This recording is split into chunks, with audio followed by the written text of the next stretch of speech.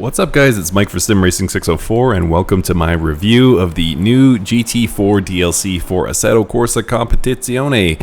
Now normally when I release a review I typically download the car, try it for a few laps to sort of overall assess how I like the car, and then I tweak the setup and begin recording the footage for the video.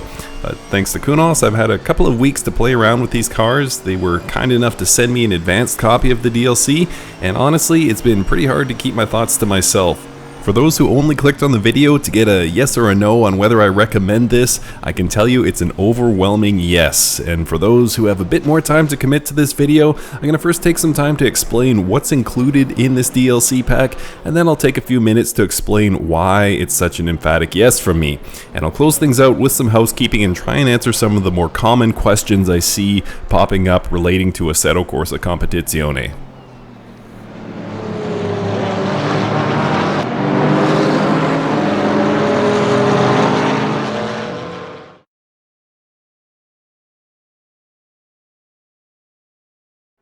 So first, what's included in the DLC? You'll get all 11 cars from the 2019 GT4 European Race Series, including all of the correct liveries. There's no tracks included as part of this DLC, as the series ran from April into September of last year at Monza, Brands Hatch, Paul Ricard, Misano, Zandvoort, and Nürburgring, all of which are already featured in ACC, and the DLC should be available on Steam within about 24 hours of you seeing this. It will be brought to console, but not until sometime in the fall.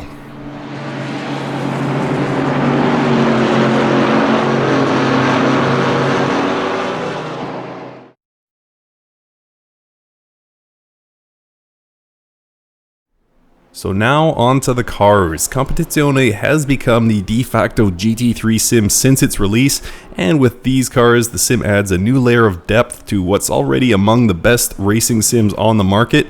And this doesn't feel like an add-on for the sake of adding cars. These cars are honestly among the best cars I've ever driven in sim racing, and I don't say that lightly.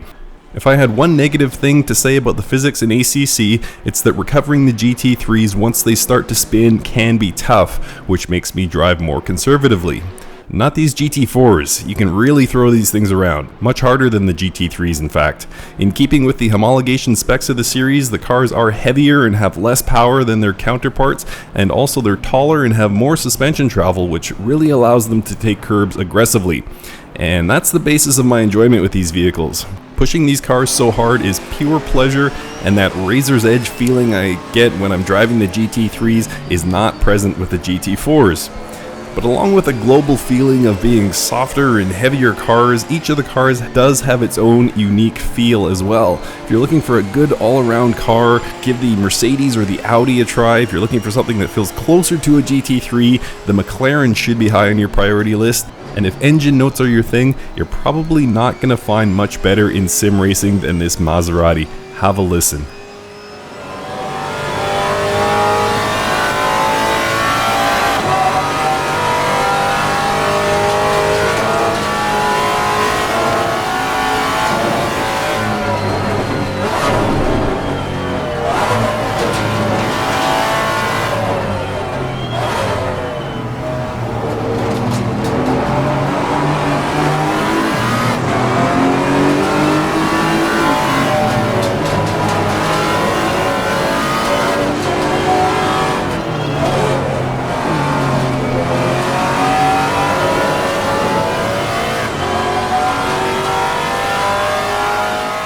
In keeping with their typical modes of operation, Kunos did consult with a number of real-world drivers to make sure these were an accurate representation, and boy did they nail it. Nothing about this driving experience feels unintuitive or fake or out of balance. These really are some of the best cars I've ever driven in sim racing, and in my opinion helps further solidify Assetto Corsa Competizione as an elite level sim. Each of these 11 cars looks great, sounds great, and most importantly, of course, they drive great, each in their own way.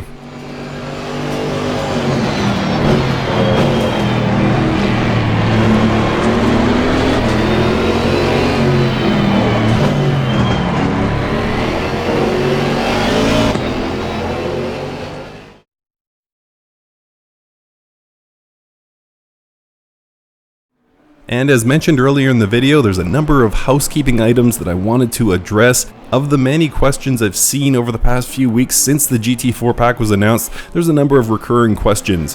1. Where is the Mustang or the Supra? 2. When is the Nordschleife coming? And 3. When is Kunos going to update the console versions? So the Mustang and the Supra are only part of the 2020 series and not the 2019 series that this DLC is based on, so they were not included. With the GT4 series not starting for another couple of weeks, Kunos had no access to the data for those cars, so they've been omitted. Hopefully we can see them added at some point in the future, and maybe even Imola since the track was added to the 2020 calendar, but that's only wishful thinking on my part at this point. And for everything I know about Kunos adding Nordschleife to ACC, it's just not going to happen. I wouldn't hold your breath for it ever to be added. And finally, the console update. I know a lot of people have frustrations with their console version of Competizione, and Kunos knows that as well. They've stated publicly that they're working hard on fixing things for the Xbox and PS4 versions, and now that the work on the GT4s is substantially complete, we should see that update very, very soon.